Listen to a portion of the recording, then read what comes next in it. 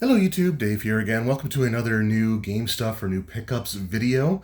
Originally there was going to be a lot more stuff that I was looking forward to showing off in this video, but right now here in Canada, our Union of Postal Workers is on strike across the country, meaning that mail services have basically all but stopped. They were only sending through a few things like government checks, I think was the only thing that they were really going to be delivering, so any packages that were in the system that were traveling from point A to point B essentially are stalled. And it really sucks because I've got like 5 or 6 packages in the mail. I think 3 of which are from Paizo alone. As well as a couple of orders from 401 Games and maybe 1 or 2 other things from other sources. So there's a lot of stuff that I was hoping to be able to show, and I wanted to do like a holiday gift guide type of video, but there's so many things that just aren't likely to make it to me anytime soon since the strike's been on for 2 weeks and there still hasn't been like any real progress made in their negotiations. So anyway, I do have a few things here at least to show. Some of these are items that I've had for a little while now, but I don't think I've ever shown on video. And some of these are new. So we're going to start with, it's not all just like tabletop RPGs. I do collect other things, so we'll start kind of with those first. And the first one we have here is a role-playing game, but for a video game system. This is for the Nintendo Switch. This is the Mario and Luigi Brothership. So I haven't been playing this for a little bit now. I played it quite a bit for the first couple of days after I got it, and then I forget what kind of came up after that, but I really want to get back into this. It's still currently in my Switch, but I had this pre-ordered from GameStop Canada, so it came with the sleeve here that you can put on the game itself, which, like I said, is in the Switch. But I always had the Luigi side out because Luigi is my favorite of the 2 Mario brothers, and I kind of wish there was a way that you could control him by default instead of Mario with Luigi just always kind of following him. But yeah, this is a really cool game. The aesthetic of where they are basically being like plugs and sockets is really interesting. It's kind of a cool look to it. And truthfully, like I said, like I know that a lot of video game companies, major publishers and stuff are struggling right now. And I feel like another video game crash is probably coming, but if it does, I feel fairly confident that once again, Nintendo will survive just fine and will probably, resurrect the video game industry again because it's kind of gotten a little out of control. But Mario and Luigi Brothership for the Switch, the latest addition to my video game collection. Now I do have, I'm not a huge collector of like, Funko Pops or stuff like that, and I know there's some people that really love them. I'm not the hugest fan, but I will admit there are ones that do appeal to me just based off of the things that I love and like to collect for. So I was at GameStop or EB Games. I'll probably always call it EB Games here in New Minas, and they had, whoop, one of them just fell. But they had at their store this. So this is the City Predator or the City Hunter from Predator 2, and I know it's like a really shiny, glossy packaging there, but he's also holding a little skull. The skull is kind of on the pinkish side, so I think that's meant to be like Jerry's skull from near the finale of the movie when oh my goodness, why can't I think of names all of a sudden?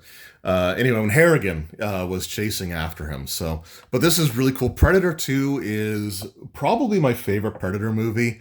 And I know I've got like weird tastes when it comes to like these franchises because Alien 3 is my favorite Alien movie and Predator 2 is my favorite Predator movie. I love the first Predator, like don't get me wrong.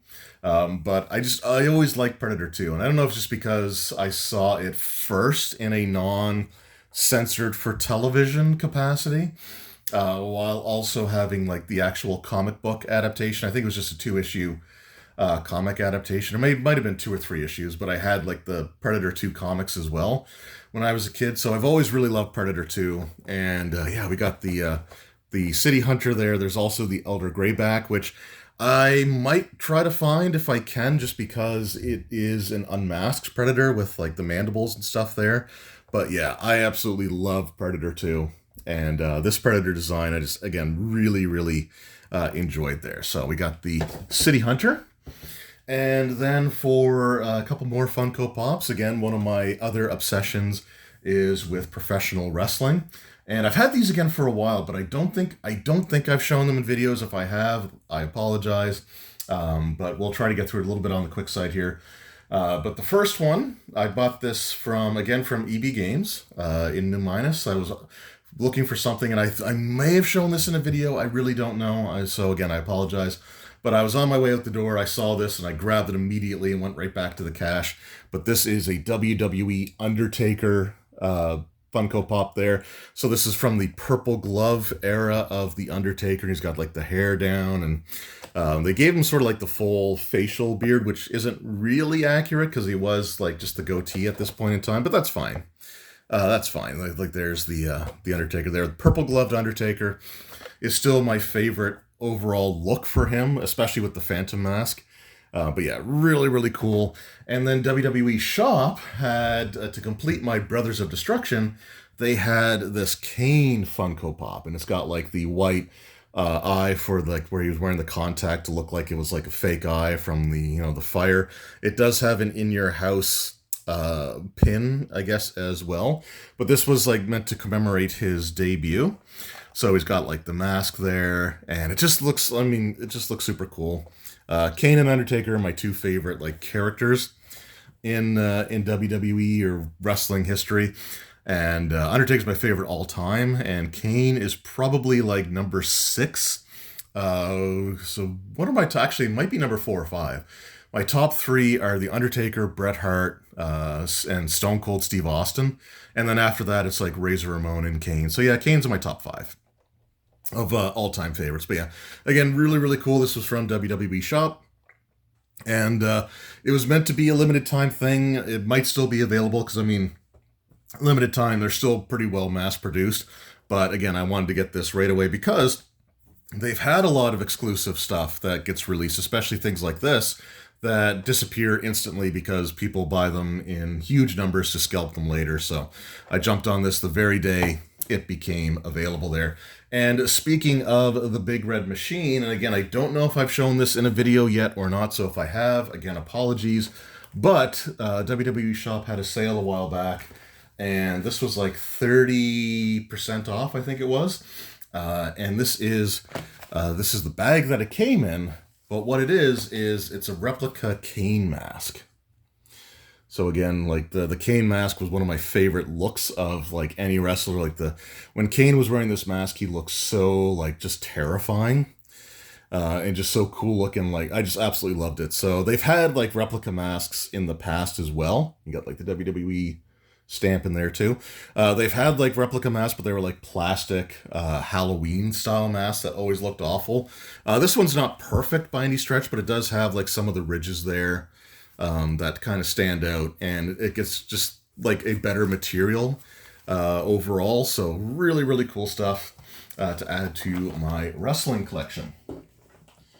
All right, up next, going back to the same day that I bought my City Hunter Predator, at the same time, same store, I found this here. So this is a Dungeons & Dragons plush throw blanket.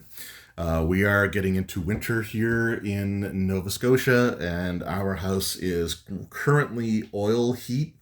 So it's hot water, but it's an oil furnace that heats up the water for the heating system. We have installed an electric hot water heater for just our regular hot water, like to the sinks and shower and stuff like that.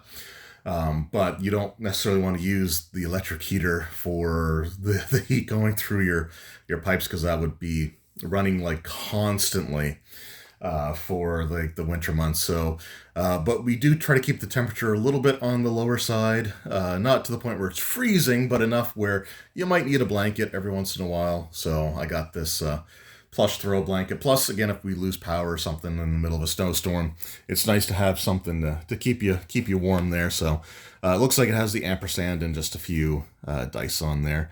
Fairly basic. This looks like some monsters in the background. Actually, I see like a Displacer Beast.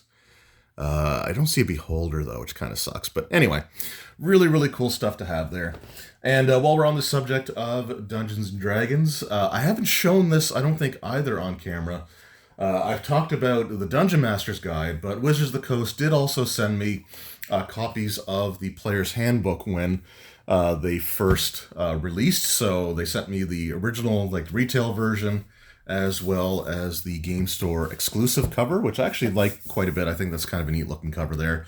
I am waiting to do some videos on this. There was definitely some communication issues when these books were sent to people, where like they didn't really give you solid information until a few days after you were allowed to post videos about it. Or they had like an embargo date, which other companies do as well. So like that's not the problem. But 3 days later, they came up with this huge list of stuff that they don't want you to show, and it just led to a whole kerfuffle. So I'm probably waiting to discuss this until I get the Monster Manual. I'm just going to talk about the 2024 5e stuff when that comes out. Overall, this reminds me a lot of 4th edition because we've got a really solid version of the game that's so surrounded by controversy that a lot of people are just never going to give this a chance. And it's a shame because the authors and the employees at Wizards of the Coast, you can tell that they worked hard on it. When you see the videos with James Wyatt and Christopher Perkins discussing the different aspects of the games, like you can tell that they are really enjoying themselves and they're really genuine and they love what they're doing. And I think it's kind of a shame that, the larger company created a situation where these fine gentlemen's passions and hard work and efforts, as well as everybody else in like the regular person staff at Wizards of the Coast, are going to suffer as a result. And it's really unfortunate. But I'm not here to talk about controversies or news. There's other channels that cover that way more and better than I ever could or would have the interest in doing. I'm just here to talk about the products and support the employees, the people that worked on these, not necessarily the company that owns it.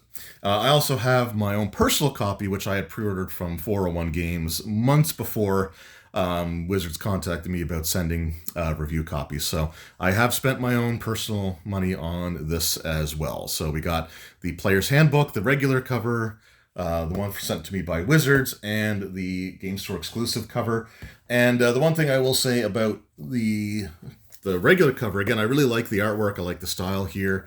However, where they placed their gold foil 50th anniversary logo, it's kind of right where I like to hold books because I don't let them flop open on my table or anything. I usually will hold on to them when I'm using them.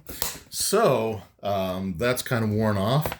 So I've got this copy here, which will probably just be my shelf copy. That way I'm not going to damage the gold leaf that they put there. But yeah, not the best spot for it. I think with the DMG, it's in a much better location. So there we go. So those were sent to me by Wizards of the Coast, and I do appreciate them sending that. And like I said, I will do some videos because I feel like the efforts of the employees deserves to be recognized. But now we're moving on to some Paizo stuff. Paizo stuff that I have purchased, although some of these I did have copies that were in the mail on their way to me before the postal strike happened.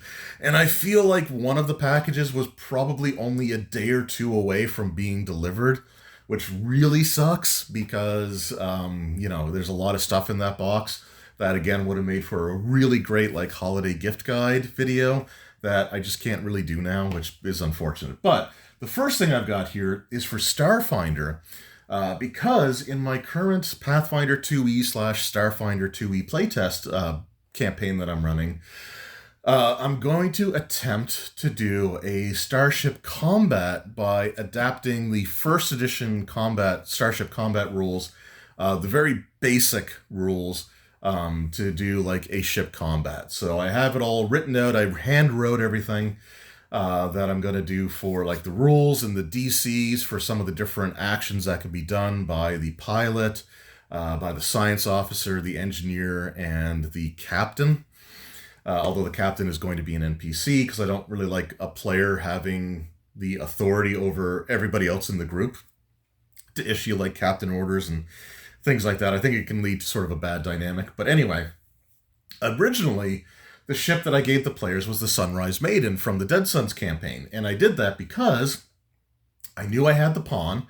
I had the pawn in a baggie with other pawns that I had used, and I'd seen that pawn when I started running the Starfinder game. Only to now have misplaced it somehow. I have no idea where it is, which really sucks because that was the ship that I was using and I knew I had it. And anyway, it's one of the few things that I can't seem to locate, even though I know I have it. However, that wasn't super deterred. There's some good starships in other pawn sets that I have, but I decided to order from Amazon because they still deliver during the postal strike. I ordered from Amazon the Starfinder Starship Operations Manual pawn collection.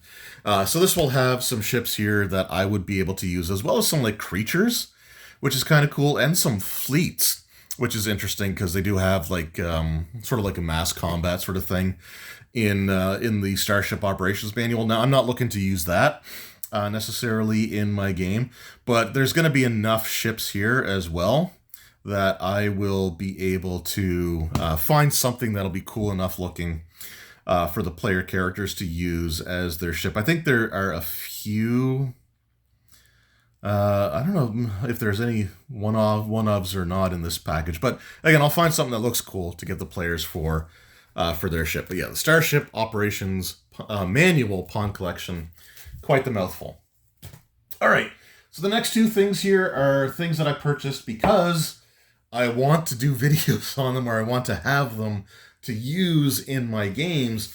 And again, they were part of the packages that were lost, or not lost, but they're currently stalled because of the postal strike. So a week or so ago, we went to the city there. My wife wanted to pick up something to help with her like video streaming, the stuff that she does on Twitch. And we stopped at Giant Robot Comics in Dartmouth, which is one of my favorite stores that I used to frequent all the time when we lived there. And so I went there hoping to pick up a copy of the latest Pathfinder book for Pathfinder 2e that I was really looking forward to getting. That's been stalled in the postal strike, and we had a copy of it, but it is the War of Immortals collector's edition cover here. So you got sort of like the faux leather kind of like cover appearance. You've got the silver lettering here. And this was not a cheap version of the book. I think I had to use some saved up points to bring it below the $100 Canadian threshold. But I was able to do that, and I have this now in my collection. Really looking forward to doing a video on it here. I was also tempted the other day to pick up a regular version of the book as well, because I was at another store, which I'll talk about here in a moment, and they had the standard release cover. But I know I've got a copy of that's going to get here once the strike resolves.